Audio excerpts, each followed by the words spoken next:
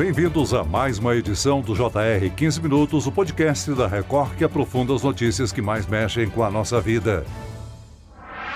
O primeiro grupo de sequestrados pelos terroristas do Hamas foi libertado hoje. No total, 24 pessoas atravessaram de Gaza para o Egito e depois foram levadas a Israel. Familiares e amigos aguardavam ansiosos o reencontro com os reféns liberados pelo Hamas. Foram quase 50 dias sob a mira dos terroristas. Semanas de apreensão e falta de notícias do lado de Israel. Pouco tempo antes do acordo expirar, Israel e o grupo terrorista Hamas decidiram ampliar a trégua por mais 2 dias. Inicialmente, o cessar-fogo terminaria nesta segunda-feira, mas agora segue pelo menos até quarta. Ao todo, serão 6 dias sem ataques que permitem a libertação de reféns dos dois lados. A pausa nos bombardeios também serviu para a entrada de material humanitário, água e combustíveis na faixa de Gaza. Quais fatores influenciaram a primeira trégua na guerra? Por que o Catar atuou como mediador nesta decisão? O cessar-fogo pode novamente ser ampliado? O JR 15 Minutos de hoje discute as últimas notícias sobre o conflito e os detalhes desse acordo com o professor e cientista político Christian Lobauer. Bem-vindo ao nosso podcast, professor. Prazer estar com vocês. Quem nos acompanha nessa entrevista é o repórter do Jornal da Record, Fábio Menegatti. Fábio, depois de muita pressão de líderes internacionais e da Organização das Nações Unidas, a ONU, Israel e o Hamas entraram em acordo para a primeira trégua na guerra. Essa pausa, mesmo que temporária, nos ataques, era muito esperada por quem vive na faixa de Gaza, não é mesmo? Oi, Celso, muitíssimo obrigado pelo convite. Olá, professor Christian. Exatamente, né, Celso? Isso porque, além da liberação de reféns, que era muito aguardada, o cessar-fogo também permitiu o acesso à ajuda humanitária para a faixa de Gaza. E a região vive um grave desabastecimento de alimentos e também de combustível. Mas olha, houve momentos de tensão. No sábado, o grupo terrorista Hamas chegou a suspender a libertação de reféns. A medida foi uma tentativa de acelerar a entrada de caminhões na região. Agora, professor Christian, o acordo selado acontece após 52 dias de uma guerra que começou em 7 de outubro. Mas quais foram os fatores que influenciaram Israel a ceder em um acordo com o Hamas para a libertação desses reféns? Olha, eu acho que são alguns fatores, né? O principal deles é que o esforço de guerra, né, o gasto, o investimento e a quantidade de relações que deve se estabelecer na região para se manter um conflito como esse é muito custoso. Israel está numa condição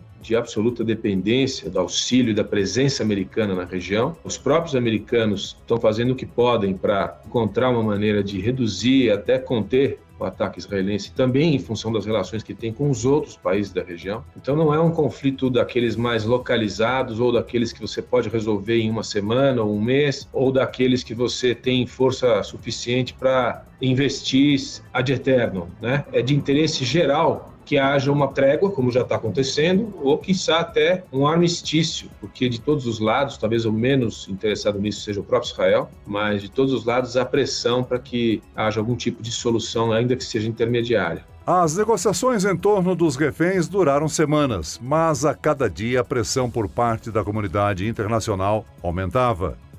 Os Estados Unidos e o Egito ajudaram nas negociações, mas foi o Catar que conseguiu costurar a trégua.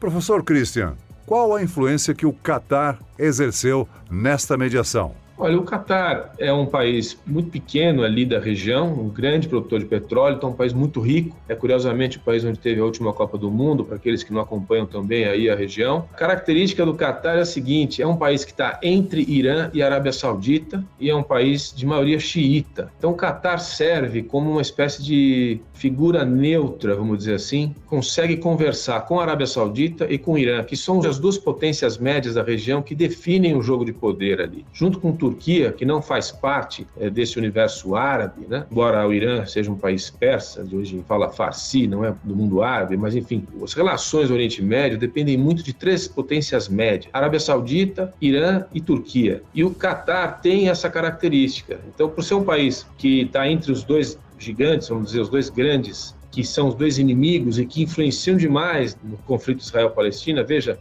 sem estender demais, mas quem financia o Hamas e principalmente o Hezbollah, que é o grupo xiita, a milícia xiita que está no sul do Líbano, compõe o governo libanês, inclusive, quem fornece treinamento e recursos é o Irã. Quem estava para fazer um acordo inédito e histórico com Israel, depois de todas essas décadas de tensão, era a Arábia Saudita. Para a gente entender que o Qatar joga um pouco como uma espécie de intermediário dos interesses desses dois grandes atores aí do jogo da região. As tratativas entre Israel e o Hamas para se chegar a este acordo temporário duraram mais de 3 semanas e demandaram uma maratona diplomática. Professor, quem precisou ceder mais para que esse cessar-fogo finalmente acontecesse, hein? Essa é uma pergunta difícil. Eu acho que a posição de Israel é a seguinte, ela é muito sólida naquilo que já viveu desde a sua independência. Israel vai para a guerra. E se não fossem os reféns, eu acho que não haveria quem segurasse Israel. Israel iria ocupar, assim como entendo que vai ocupar a Gaza. São os reféns e o Hamas sabe muito bem disso. O Hamas não tem nenhuma condição de aguentar um conflito mais longo. Nem com auxílio externo das potências médias ali, a dizer Irã, mas nem com a participação direta do Irã. Porque nós estamos falando de uma região que pode partir para um conflito atômico, né? Então, assim, a escalada do conflito ela é muito, muito perigosa. Eu nunca vi, nos últimos 40 anos de estudo dessa região e do mundo inteiro, nunca vi uma situação tão complexa e tão perigosa quanto essa. Mas voltando, eu acho que quem cedeu ainda mais, está cedendo, é Israel. Porque se Israel quisesse e partir para o tudo ou nada, ele tem condição militar e potencial para ocupar aquilo em 2 dias. Em comunicado, o primeiro-ministro Benjamin Netanyahu diz que o retorno dos reféns é um dos objetivos e que seu governo vai continuar comprometido em cumprir todos os objetivos da guerra, incluindo aí o retorno de todos que foram sequestrados pelo Hamas. Professor, mesmo aceitando um acordo de trégua, o governo de Israel já deixou claro que a guerra só vai acabar quando o Hamas for eliminado.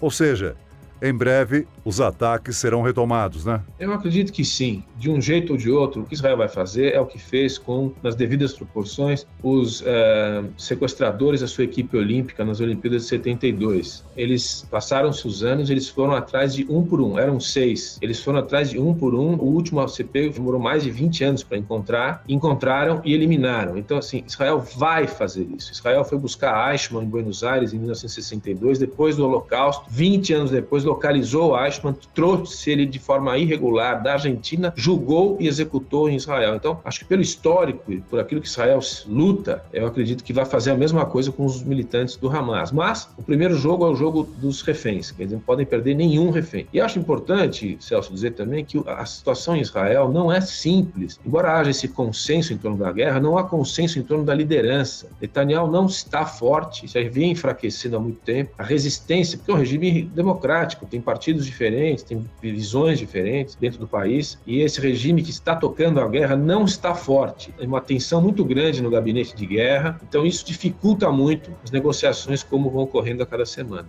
O acordo também prevê a entrega de ajuda humanitária aos moradores de Gaza. Por exemplo, caminhões com água, alimentos e medicamentos já entraram no território. Agora, estabelecer um corredor seguro que funcione, de fato, de forma constante, isso é importante, né? É muito importante, mas é muito difícil. Muito difícil. O pessoal acusa o Egito, acusa a Jordânia, principalmente o Egito de dificultar, o próprio Israel de tentar controlar a entrada e saída, mas nós estamos falando aqui de um ambiente também nas devidíssimas proporções, de Stalingrado. É guerra de quarteirão, é guerra de rua. Então você tem que entrar com ajuda humanitária e não sabe se tem infiltração de um lado ou do outro, você não sabe se algum infiltrado do Hamas vai entrar num caminhão para querer sair pelo Egito e vice-versa. Você não sabe quem é quem. Você não tem como controlar um por um num ambiente tão micro. É muito difícil fazer essa operação, por isso que ela é lenta e muito ineficiente. Professor, reféns libertados pelo Hamas relataram que eles dormiam em fileiras de cadeiras, juntas em uma sala que mais parecia uma área de recepção. Eles disseram também que às vezes tinham que esperar horas antes de ir ao banheiro. Também disseram que não recebiam alimentos de forma regular. De alguma maneira, o tratamento dado a esses reféns pode aumentar ainda mais a pressão contra o Hamas? 2 coisas. A primeira é que certamente os reféns não recebem tratamento de luxo,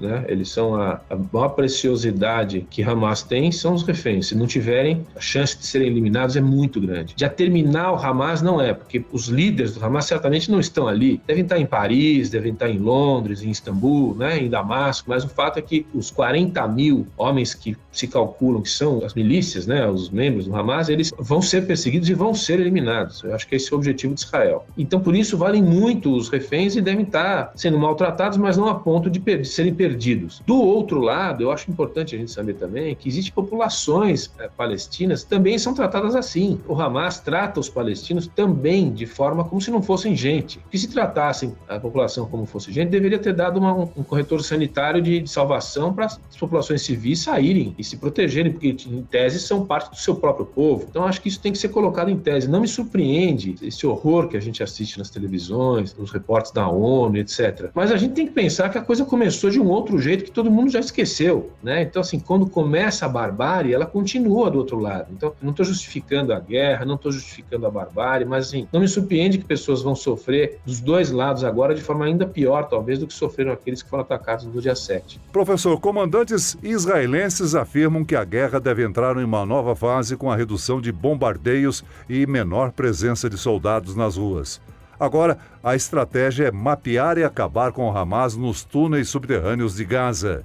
Se isso realmente acontecer, vai ser um trabalho mais de inteligência do que de força, né?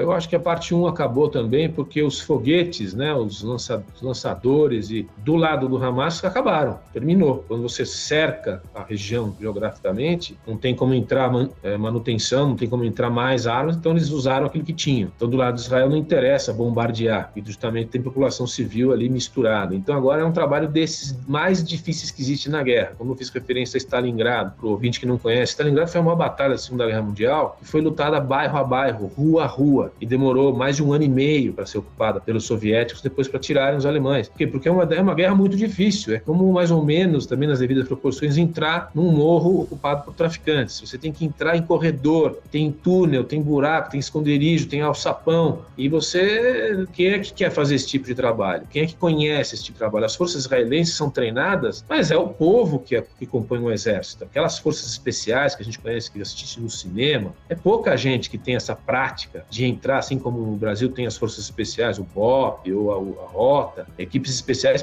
pouca gente treinada para fazer esse tipo de trabalho de quarteirão, identificar e prender, se não matar, enfim, o seu inimigo. Então, é um trabalho bem difícil e muda completamente o panorama da guerra. Ou seja, a tendência é que esse conflito se prolongue como está acontecendo na guerra entre Rússia e Ucrânia, né, professor? Infelizmente, acho que sim. O conflito da Rússia e Ucrânia, a gente já fazia referência, não seria um conflito que ia resolver em meses, nem em 1 ano, 2 anos. É um conflito entre irmãos, é o que a gente chama de guerra fratricida, entre fratellos, entre irmãos, povos irmãos. Então, acontece com os russos e ucranianos, acontece agora no Oriente Médio, e também a gente já conhece outras regiões. A Caxemira, por exemplo, entre Índia e Paquistão, é uma guerra que está lá com mais de 60 anos, né? Ou o armistício entre coreanos do Norte e coreanos do Sul, paralelo 38, está lá desde 53. Ou o Chipre, que tem uma fronteira entre um Chipre turco e um Chipre livre, membro da União Europeia. São conflitos eternos, conflitos que você não consegue encontrar uma solução no curto prazo. Professor, para encerrar, é sempre bom destacar que quanto mais tempo a guerra continuar, maior serão os impactos sentidos por todo mundo, né? Cada vez mais, com esse universo de integração, de informação, guerra instantânea, você assiste a guerra. Se você ligar agora, você pode assistir o conflito, né? Direto pelas forças de Israel. Estava assistindo agora há pouco. Então isso tem uma parte negativa e uma parte positiva. Positiva é porque é guerra e é informação imediata, e as pessoas podem reagir e encontrar soluções, talvez. O ambiente político pode reagir imediatamente. Ao mesmo tempo, gera uma confusão sem precedente de informação errada, de avaliação errada, de fake news. Então, o resultado, ainda mais numa área como essa do mundo, onde está